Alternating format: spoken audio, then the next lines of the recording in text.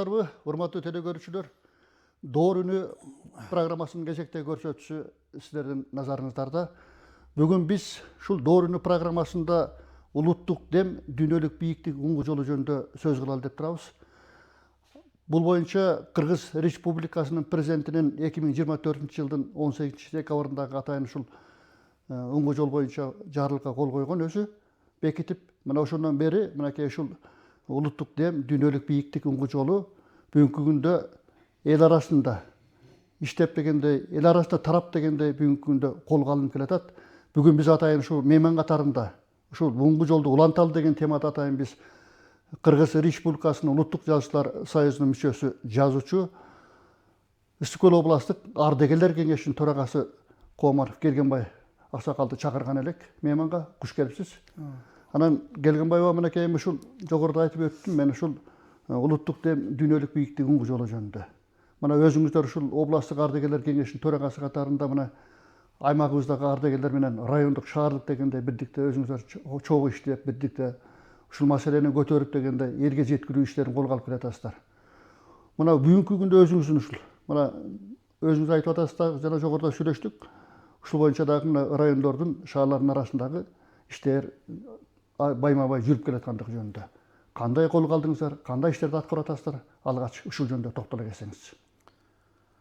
Эми өткөн жылы президентибиздин эң эле маанилүү, маңыздуу, анан кийин көлөмдүү жарлыгы жарык көрдү. Улуттук дем, дүйнөлүк бийиктик уңгу жол жөнүндө. Эми бул жарлык бүгүнкү биздин коомдун, элибиздин, мамлекетибиздин жашоосундагы күнгөйү, тескейи, жакшысы, жаманы баардык тармакты камтып атат. Эмне үчүн дегенде, биз ушул эгемендүүлүк жылдарында эмнеге жетиштик, эмнеден өксүдүк, ошонун баарын президентибиз Садыр Нуркожоевич ушул жарлыкта баса белгилеп кетип атат. Эми бул жарлык мен баардык эле жарлыктары менен дыкат таанышып, анан кийин биз эми ардагерлер кеңеши болгондон кийин элге ушул президентибиздин жарлыктарын, өкмөттүн токтомдорун жеткирүү демилгесин эч жактан бери эле биз колго алып, биз ушунун үстүндө дайыма иштеп келебиз. Анткени ушул жарлыкта көрсөтүлүп атат, президенттин жарлыгында. Бул жарлыктын аткарылышы, элге жеткирилиши, ишин ашыруусу, аймактык программаларды түзүү бул Кыргыз өкмөтүнө жана жергиликтүү бийликтерге жүктөлүп атат да. Анан кийин эми туура эми ал аткаруу бийлигине жүктөш керек. Бирок мен дагы бир баса белгилеп айта кетчү нерсе, аткаруу бийлигинде бүгүнкү күндө илгерки Советтер Союзунун доорундагы обком, райком партиядагы агитация, пропаганда бөлүмдөрү жок. Бул боюнча атайын ишке ашыруучу бекитилген кызматкерлер жок. Анан кийин көбүнчө эле баягы иш планга кирген маселелер каралат да, башкасы каралбай калат да. Эмне үчүн дегенде, баягы толук кандуу элге жетпей калып атат. Элге түшүндүрмө берилбей атат. Эмне үчүн дегенде, азыр элдин баары эле ал жарлыкты окубайт. Эми телевидениядан кыска айтып кетет. Ал жетишсиз деп мен ойлойм да. Ошон үчүн мен жергиликтүү бийликтерге дайыма айтам. Бизде областта 70 миңден ашык ардагерлер бар. Баардык категориядагы. Бирок ошонун ичинен 30%дай жогорку билимдүү, иш тажрыйбасы мол, көп жылдар ар кандай мекемелерде, тармактарда жетекчилик кызматта иштеп кеткен адамдар. Биз ошол 30%-дын 15%-ын эле ушул багытка тартсак, ушул ишке тартсак, бизде областта 15 миңге жакын ушул президентибиздин социалдык экономикалык реформаларын, жарлыктарын, өкмөттүн токтомдорун элге жеткирип түшүндүрүү боюнча бир чоң күч, чоң армия болот бул деген. Ошон үчүн биз ушуну birinchi günden bаштап эле 4 жыл мурун колго алып, мунун үстүндө дыкат иш жүргүзүп, жергиликтүү бийлик да бизди колдоп атат. Рас болуп атат, биздин көп убакта биздин убактыбызда жетпей калып атат, силер жакшы жардам берип атасыңар деп, алар деле бизге ыраазычылыгын билдирип атат да. Коомчулук колдогосу деген ниет экен да негизи. Эми Бардыгы тең. туура. Эми кандай маселе болбосун, коомчулук жалпы эл колго албаса, ал жакшы ушул жарлык, жакшы иштер, жакшы токтомдор баягы иш жүзүнө толугу менен ашпай калат же элге туура жетпей калат дагы, анан кийин өзү баягы терс таасирин тийгизет да коомго. Ошон үчүн деген советтик доордун бир жакшы жери бул деген эртең менен 6-дан кечки 11-ге чейин коммунисттик партиянын саясатын, чечимдерин деген какшап, бала бакчадан аксакалдар үйүнө чейин жеткизип, кулагына куюп, элдин баары муюп турчу. Бирок азыр анда бизде андай болбой атпайбы, сөздүн ачыгы. Кулагына кыттай күчүлөт. Андай болбой атат да. Анан кийин биздин аракетибиз ушул элге толук кандуу маалымат берип, түшүндүрүү. Эми мына президентибиздин жана жарлыгына токтоло кетсек, көлөмдүү жарлык 9 бөлүктөн турат. Ошол мен ар бир бөлүгүн мындай бир талдап, тастыктап чыктым да. Эми бул жерде президентибиз бул эгемендүүлүк алган жылдарыбыздагы жакшылыгыбызды да, жаман жагыбызды да белгилеп атат, кемчиликтерди да белгилеп атат. Бирок орчундуу 2-3 маселеге катуу токтолуп атат да президентибиз. Бул биздин жанагы элибиздин идеялык багыты, идеологиясынын аксаганы, улуттук наркыбыздын уңгу жолубуздан четтеп баратканыбыз, экономикалык өсүш болбой, акыркы жылдары экономикалык да, идеологиялык дагы туңгуюкка барып такалганыбызды ушул баса көрсөтүп атат да. Туура. Анан кийин менин оюмча бул президентибиз эң эле туура орчундуу багытын баса белгилеген жакшы болуп атат. Анткени деген мына Аскар Акаевдин убагында баягы биз эгемендүүлүк алганда эгемен мамлекет болдук деп бир эйфорияда жашап, өзүбүзчө туу көтөрүп, өзүбүзчө эл болдук, Бириккен Улуттар уюму бизди тааныды деп аябай сүйүндүк. Бирок ошол учурда көп каталыктар, калпыстыктар кетти десек жаңылышпайбыз. Анткени дегенде эми баягы советтик социалисттик пландуу экономика кыйрап, баягы бүт биздеги завод фабрикалардын баары бүт союз менен байланышканда, бир тетикти бир мамлекет чыгарса, экинчи тетикти экинчи мамлекет, анан келип Кыргызстандан алар чогултуп, ошол завод фабрикалар ошонун эсебинен иштеп атканда, анан кийин бир эле ошол чынжыр үзүлсө, ишкана токтойт, завод токтойт, фабрика токтойт. Баары үзгүлтүккө учурап калды. Үзгүлтүккө учурап ошондой абалга түшүп болбодукпу? Эми экономикалык кризис деп да койсок болот, экономикалык туңгуюкка такалып, элибиз ошол эгемендүүлүктүн алгачкы 5 жылында кара курсактын камын ойлоп эле эптеп, бала бакыраны багын ойлоп калдык да, башка эчтекени ойлогон жокпуз. Анткени заман ошондой болду. Оорчулук элдин баарына түштү. Убагында айлык акы берилбейт, пенсия баягы курттаган ун, каткан макарон, арак шарап менен берилип калган. Бул өтө жаман көрүнүш болду. Өтпөй калган товарлар. Өтө жаман көрүнүш болду эми биздин эл үчүн, биздин мамлекет үчүн. Анан кийин мени кубандырганы ушул Садыр Нуркодоевич өзү сезип, көрүп, анан кийин жанагыл 3 багытты туу тутуп тандап алган. Эмне үчүн дегенде, философтордун, акылмандардын кылымдан кылымга баягы такталып, тастыкталган көп иштери бар да. Мисалы үчүн мамлекетте өлкөдө ошол бардык тутумдагы адамдарды, этносторду бир муштумга бириктирип, бир адамда иштеткен идеология болуш керек. Эгер ал мамлекетте андай идеология болбосо, анын келечеги жок деп көп философтор, данышмандар муну жазып чыккан да. Анан кийин Садыр Нуркожоевич ушул түшүнгөнү бул болуп атат да. Эгер адамдын, коомдун аң сезиминде өзгөрүү болмоюнча биздин жашообузда да, турмушубузда да өзгөрүү болбойт. Ошон үчүн деген ар бир ушул жалпы элге тиешелүү жарлыгында ушул адамдын аң сезимин өзгөртүүгө аракет кылып атат. Анан кийин өзүбүздүн баягы орустар айтып коет да, вернись к истокам деп.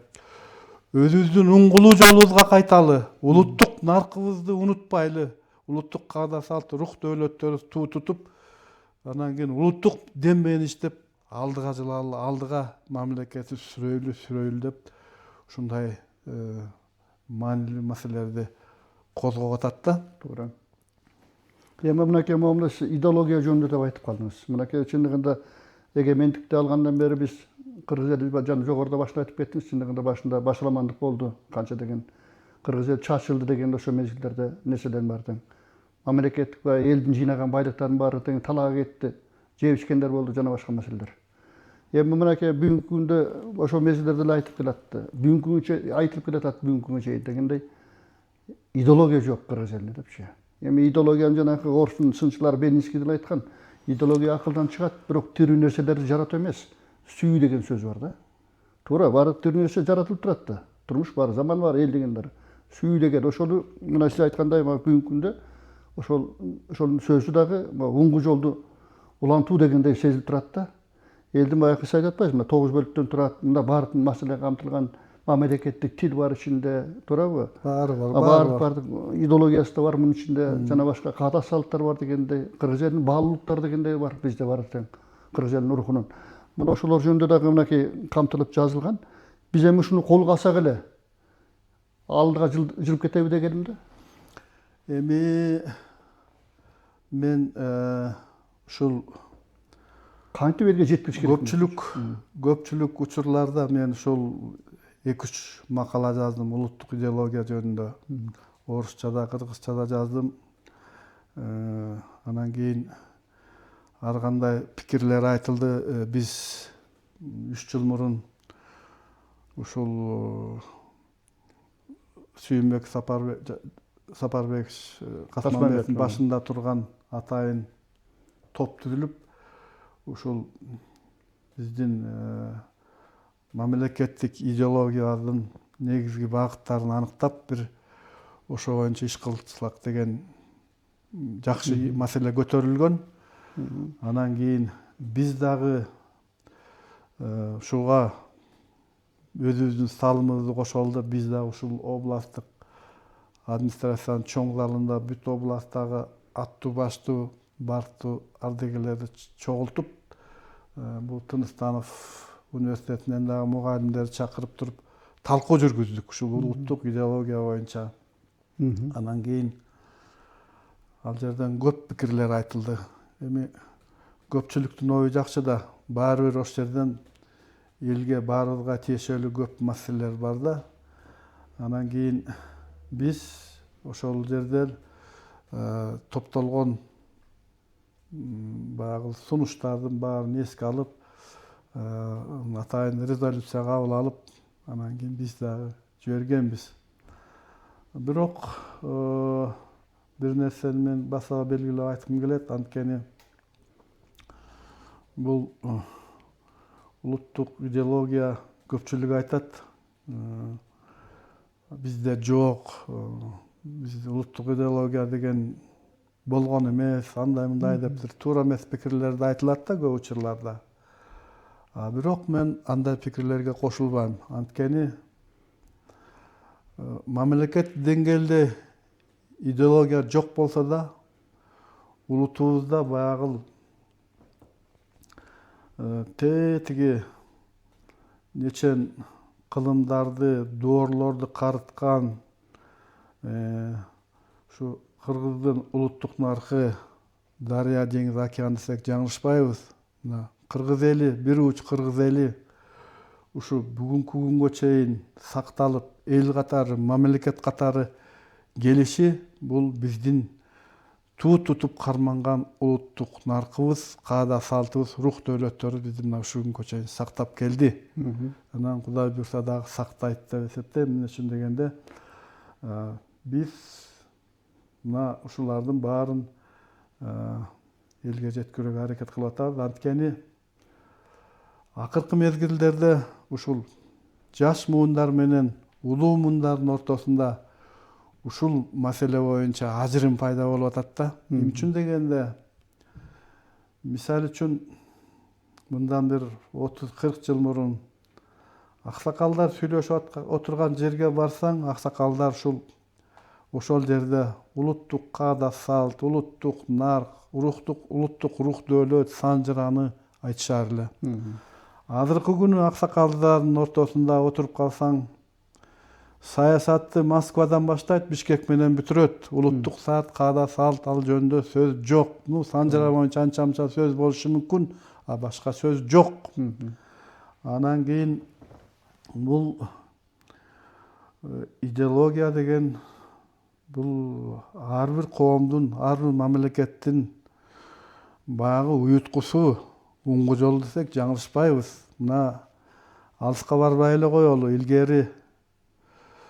Илгерки заманды алсак, өткөн доорлорду алсак, мына дүйнөнү дүңгүрөткөн Рим империясы ушул улуттук идеологиясын жоготкондон кийин империя катары жок болуп чачырады. Дүйнөнү дагы бир жолу дүңгүрөтүп, бүт мамлекеттерге өзүнүн саясатын жүктөп байлап турган Советтер Союзу дагы мына советтик социалисттик идеологиянын кыйрашы менен Советтер Союзу да жок болуп тарых барагында калды. Анан кийин Садыр Нуркожо ошол жарлыгында жазып атат. Биз менен үзөңгүлөш чыккан көптөгөн элдер илгерки заманда бүгүнкү күндө этно саясат айдыңында алар жок. Алардын аттары тарыхта эле калды деп атат. Туура, эмне деген күчтүү элдер, каганаттар, империялар бар эле, бүгүн алар жок, эл катары да жок. А биз бир уч кыргыз эли мына ошол доордон доорго, кылымдан кылымга ичим кыйынчылыктарды, оор сыноолорду башыбызда өткөргөн күндөр болсо да, кээде жылдызыбыз жанып, кээде мамлекеттигибизден ажырап калган күндөр да болду. Бирок кыргыз эли ушул өзүнүн кылымдан кылымга, атадан балага, энеден кызга берилип келаткан улуттук наркы, каада салты, рух дөөлөтү менен сакталып келди десек жаңылышпайбыз. Мисалы үчүн башка өлкөлөрдө чындыгында өзүнүн маданиятындагы каада салттарына жоготуп ийгендер бар экен да негизинечи. Анан чындыгына сиз айткандай кыргыз элиники эч кандай баягы көндөрбөс мурастар бар эле сакталып калды, илгерки келатат дегеним да. Анан кийин баягы улуулардан уңгу сөздөп, улуулардын чында сиз айтып атасыз мынакей бүгүнкү күндө 70 миңге жакын ардагерлер бар депчи биздин. Анан эми чындыгында бул ушул идеология ушундай экен да, баягы каарларго аларга тарыхчы да жок. Себеби алар ошол убактардагы баардык идеологияны сиңирип мурдагы өтүп кеткен чактагы алар менен келди, жашап келатат дегеним. Анан айрыкча мына жаштар жөнүндө кайрылайын деп турам да. Азыр бүгүнкү күндө жаштарды кантип тарбиялаш керек? Кантип ушул мынакей ушул улуттук дем, дүйнөлүк бийиктиги уңгу жолун улантабыз деп аларга иш көрсөтүш керек, жол салыш керек дегеним. Эми азыр муну Садыр Нуркожоевич аябай баса белгилеп атат. Эмне үчүн дегенде, биз кантип ушул жаштарга жеткиребиз? Биз бүгүн ааламдашы заманда жашап атабыз. Интеграция заманында жашап атабыз. Эшиктердин баары ачык, бүт дүйнө жүзү менен биз үйүбүздө туруп байланышып атабыз. Бүт дүйнө жүзүнөн кабар алып атабыз. Анан кийин ушундай абалда, ушундай акыбалда биз ушул жанагы өзүбүздүн каада салтыбызды, улуттук наркыбызды жаш муундарга жеткирип, алардын жүрөгүнө кыттай куюу өтө оор маселе. Анткени бизге караганда алар интернеттен, башка массалык маалымат каражаттарынан ар түрлүү сабактарды, ар түрлүү тарбияны алып атат. Анткени анын баары таасирин берет. Doğru. Үчүн дегенде күчтүү державалар, күчтүү мамлекеттер алар ар дайым өзүнүн идеологиясын, өзүнүн саясатын майда элдерге таңуулап, ошол элдин арасынан өзүнүн тарапташтарын таап, ошол элди өзүнө тартканга аракет кылат. Мындай аракеттер дайыма жүрүп турат, жүрө берет. Илгери Советтер Союзунун убагында мен баягы саясий аскердик кызматкери катары айтып коюшум керек. Идеологическая война деп койчу. Бул идеологиялык согуш эч качан токтобойт. Бул күнү түнү жүрүп турган, жүрө берет. Эми азыркы заманда идеологиялык согуш деп айтылбай калды. Азыркы заманда маалыматтык согуш же болбосо информациялык согуш деп айтып калдык да. Информациялык согуш азыр деле күнү түнү жүрүп атат. Биз ушул информациялык согушта бир тап аксап калдык. Эмне үчүн дегенде, эгемендүүлүктүн алгачкы жылдарында Аскар Акаевич Кыргызстандан общий дом деп эшигибиздин баарын ачып койдук. Жакшысы да, жаманы да биздин мамилетке кирди. Мисалы үчүн коңшу Өзбекстан менен Түркменистан, көбүнчө бореки Тажикстан, булар деген ошол алгачкы жылдарында жанагы биздин менталитетке, улуттук каада салтыбызга, урук дөөлөттөрүбүзгө туура келбеген маалыматтарды, кинолорду такыр киргизген жок мамлекетине, көрсөткөн жок. Биз болсо балдарыбыз менен чогуу отуруп телепередачаны көргөндөн буян калабыз. Жапайы фильмдерди. Жапайы фильмдерди, капкайдагы балекеттердин баарын көрсөтпөдү. Ошонун баары деген бул идеологиялык экспансия деп койсок болот. Эмне үчүн дегенде, мындан бир 15 жыл мурун Збигнев Бжезинский деген бир китеп жазып, ошондо баса белгилеп атат да, жакынкы 50 жылдын ичинде жок болуп кетчү элдерди тилдери, маданиятынан, улуттук каада салтынан ажырайт деп жазып атат да. Анан ошол мамлекеттердин ичинде биздин дагы мамлекетти киргизип атат. Кыргызстанды да киргизип атат. Бул өтө коркунучтуу коңгуроо болду биз үчүн. Эмне үчүн дегенде, ал эми ал убакта ал китеп жазып атканда ал да көрүп атты да баарын. Ал жанагы бейөкмөт уюмдардын баарын түзүлгөнүн билесиз.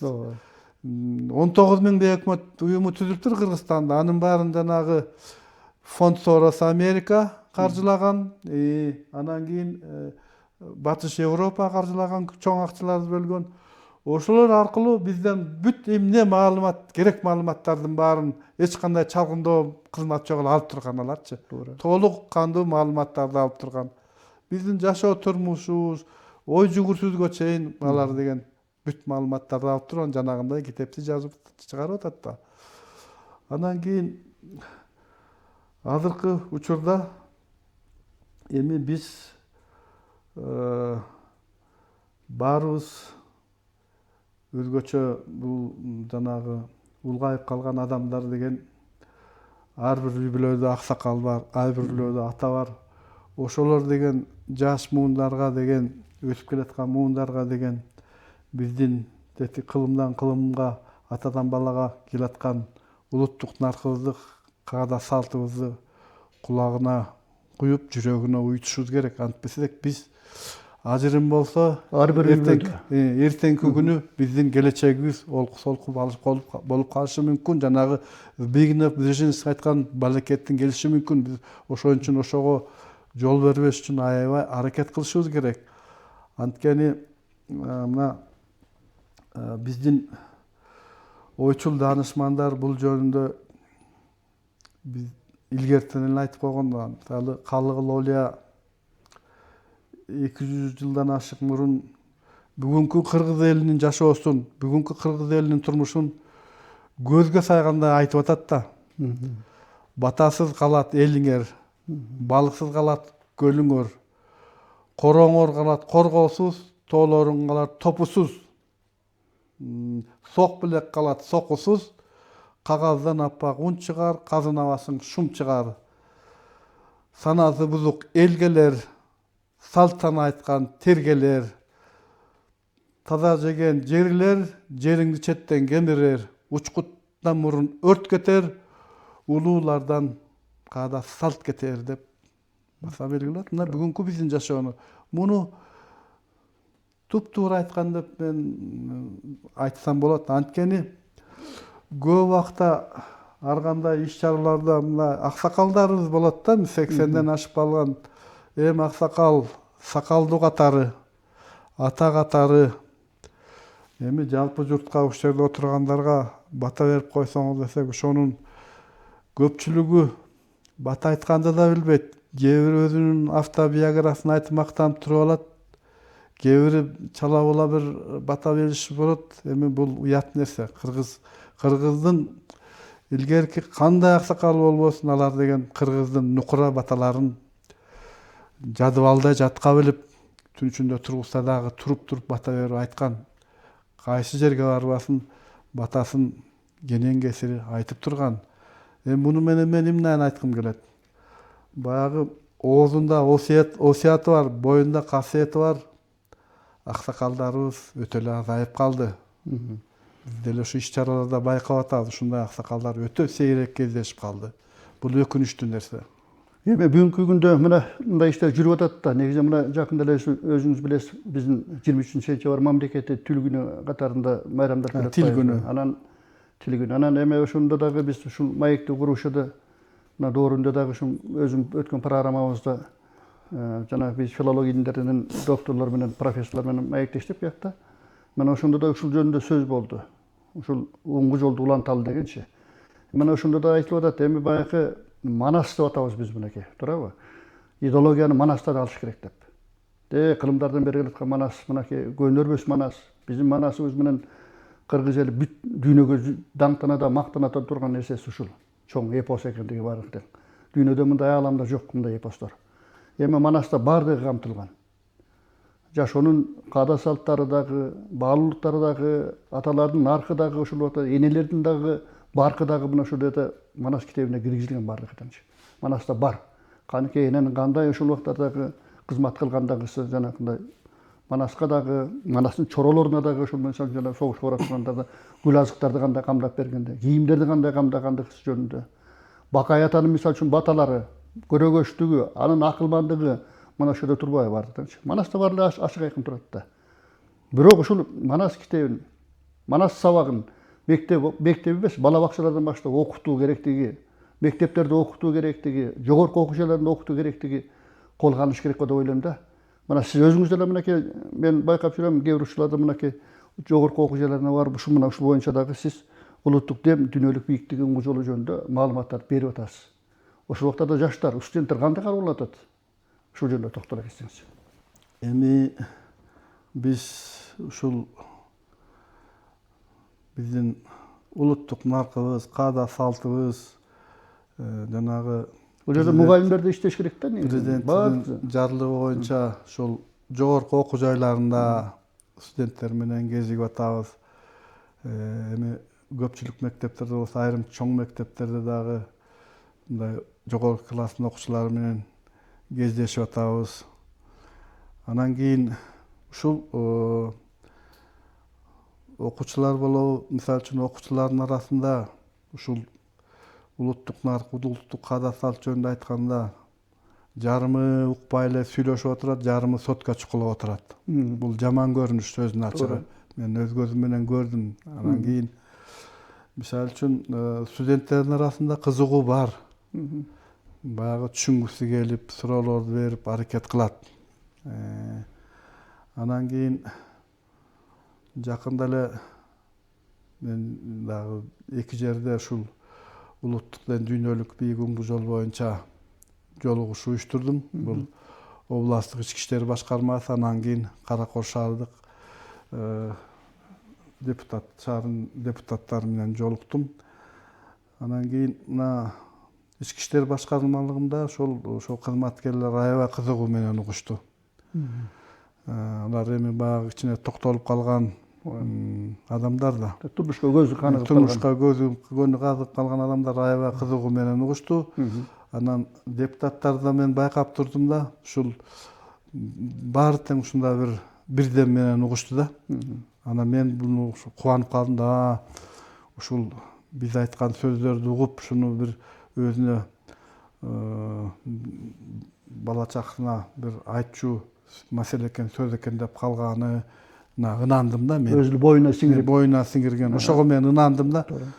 Бул жакшы көрүнүш. Эгер ушундай болсо жакшы деп. Анан кийин биз моореки айылдарда дагы, шаарларда да өткөзүп атабыз бул маселелер боюнча. Мына ушул улуттук дем дүйнөлүк бийиктик уңгу жол боюнча былтыр декабрда жарлык чыккандан эле жылдын башында биз область администрациясынын чоң залында Айнура Жолдошбековна болуп чогултуп, эми күч түзүмдөрүнүн эмгек жамааты бул жерде прокуратура, ички иштер башкармалыгы жана башка уюмдарды чогултуп туруп, ушул боюнча биринчи докладты мен жасап, кеңири маалымат бердим.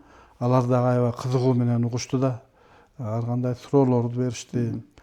Анан бул жакшы көрүнүш. Анан кийин боореки ардегерлер менен жолугушканда дагы, ардегерлер дагы аябай кызыгуу менен угушат. Айылдарда дагы мына жайында моореки Жетөбүздүн бир айылында уңгу жолду уланталы деген форум өттү. Мен да барып катышып сөзүмдү айттым.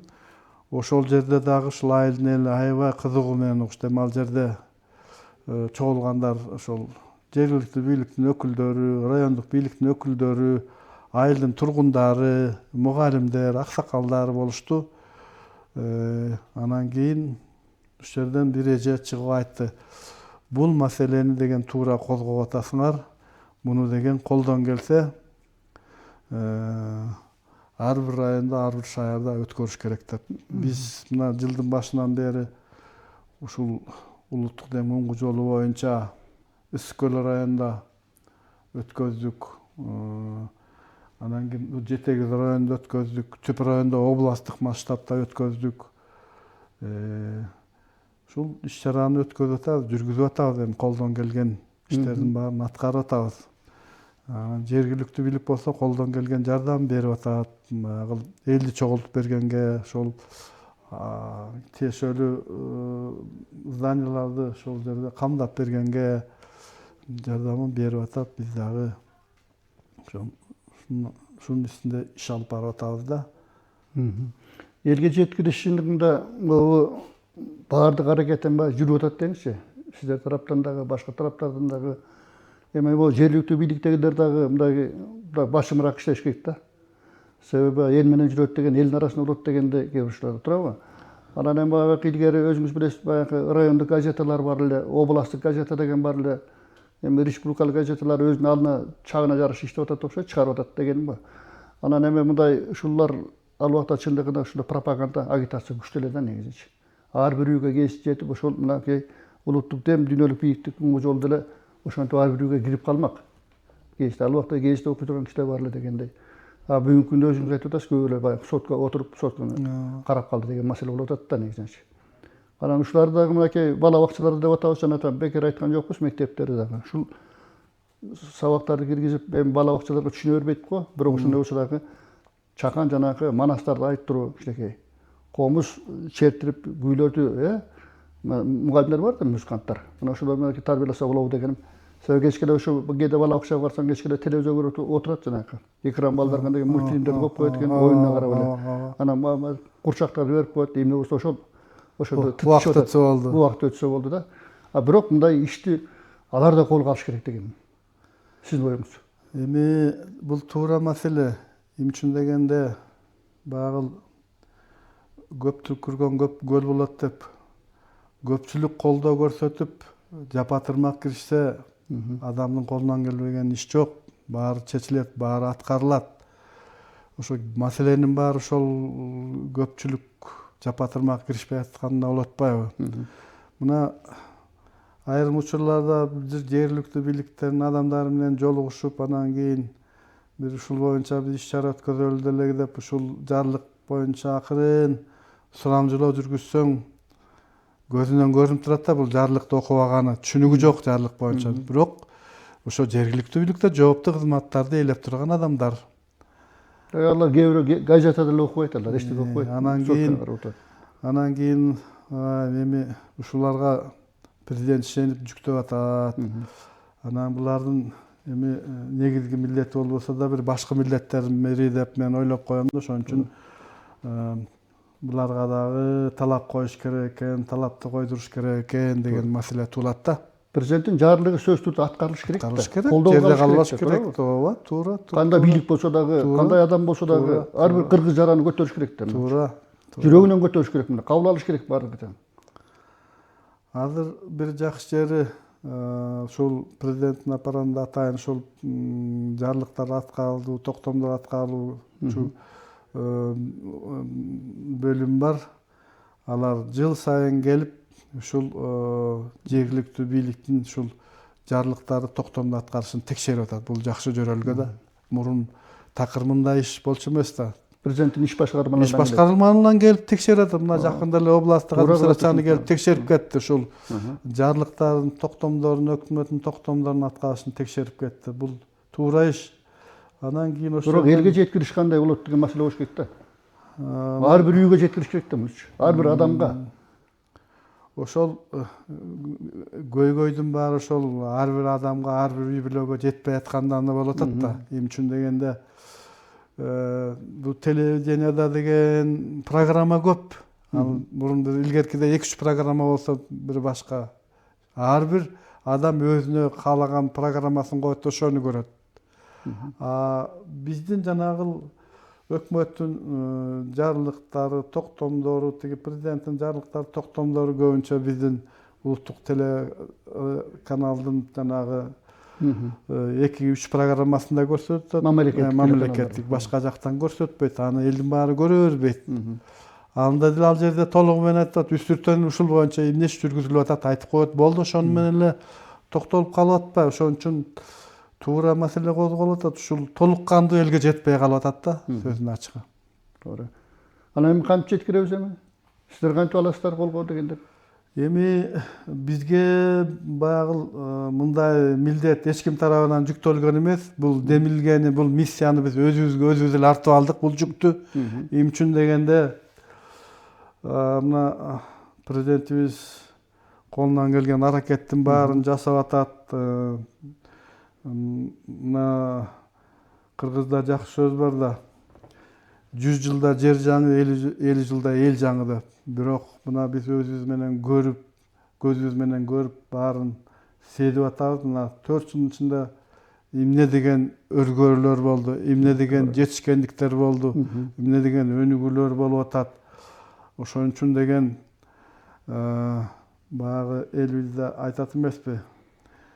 Элиңдин баатыры миң, башчысы бир болсо, иши илгерилейт, өнүгөт, өсөт деп. Анан анын сыңарындай биз баарыбыз ошол ичинеден тиги сакалларга чейин ушу президентибиздин саясий экономикалык реформаларын колдоо көрсөтүп, чуркап иштеп берсек, ал президент үчүн эмес, биздин элибиз үчүн керек. Элибиз үчүн керек. Президент эл үчүн чуркап атат. Эл үчүн күйүп атат. Биз ошол жарлыкта жакшы эле чакырык таштап атат президентибиз. Биз дейт жакын каракта дейт экономикасы өнүккөн, жакшы баардык 4 тарабы төп келген мамлекет болушубуз керек деп атат. Бизге аны үчүн биздин улуттук демибиз дагы, күчүбүз дагы, билимибиз дагы баары жетишет деп атат. Туура айтып атат. Биздин коом, элибиз билим жагынан алдына салдырбайт. Билимдүү адамдар. Баардык жагынан билимдүү адамдар. Кыргыз эли өзү сезимтал калк. Өтө билимдүү адамдар. Анан кийин бизде баардык мүмкүнчүлүктөр бар. Ушул жакынкы жылдары экономикасы өсүп өнгөн алдыңкы мамлекеттердин катарына кошулганга. Эмне үчүн биз Сингапурдан биздин эмнебиз кем? Сингапурду деле 7-8 жылдын ичинде алдыңкы мамлекеттердин арасына кошуп койгон президенти. Анан биз дагы терең ишенебиз, ошо биз жакынкы 7-8 жыл ичинде ушул алдыңкы мамлекеттердин катарынан оруп кала, ушундай өнүгүү менен жүрүп отурсак, жетишебиз. Анткени азыр чет мамлекеттин экономикалык серепчилери деле таң калып атат. Алар деген калп айтпайт да. Бул Кыргызстандын экономикалык өнүгүүсү 11%тен ашып атат. Мындай өнүгүү эч жерде болгон, бир эле мамлекетте болгондо да, Ден Сяопиндин убагында Кытай мамлекетинде болгон ушундай өнүгүү. Башка бир мамлекетте болгон ушундай 11% өнүгүү менен кеткен деп алар да таң калып атышат. Эми Кудай куткурсун ушуну биздин өнүгүүбүз ушул темп менен, ушул дымак менен өсүп өнүгөлү. Рахмат. Рахмат Келгенбаева мынакей жогоруда өзүңүз ушу улуттук дем дүйнөлүк бийиктик уңгу жолун жөнүндө уңгу жолду уланталы деген атайын биздин темабыз боюнча ой бөлүштүк.